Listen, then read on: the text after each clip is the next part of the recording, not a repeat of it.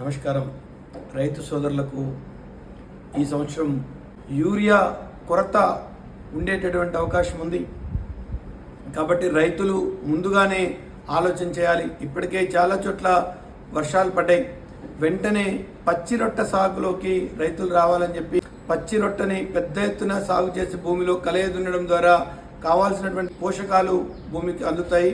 అదేవిధంగా అవకాశం ఉన్న ప్రతి ఒక్కళ్ళు కూడా ఎరువుని తోలే ప్రయత్నం చేద్దాం. వర్మీ కంపోస్ట్ వంటి వాటిని సేకరించుకునే ప్రయత్నం చేద్దాం.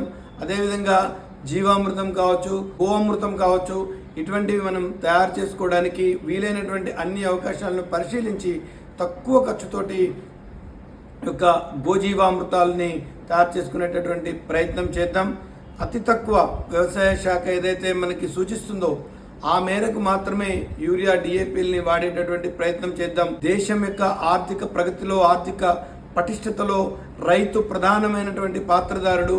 కాబట్టి మనం కొంత బాధ్యతాయుతంగా మెలగడం ద్వారా ఈ యొక్క యూరియా వాడకాన్ని మనం తగ్గిద్దాము.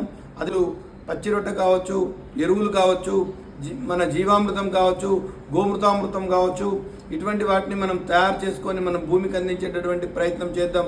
అదే సమయంలో రాష్ట్ర ప్రభుత్వాలు కూడా ఎక్కడా కూడా యూరియా బ్లాక్ మార్కెట్ తరలించకుండా జాగ్రత్త వహించాల్సినటువంటి అవసరం ఉంది. రైతు సోదరులము ఈ దేశం యొక్క అభివృద్ధిలో, అభ్యున్నతిలో భాగస్వాములుగా మనం బాధ్యతాయుతంగా ప్రవర్తించే ప్రయత్నం చేద్దాము. వెంటనే పచ్చి రొట్టె సాగుకి శ్రీకారం చుడదాం. జై బలరాం.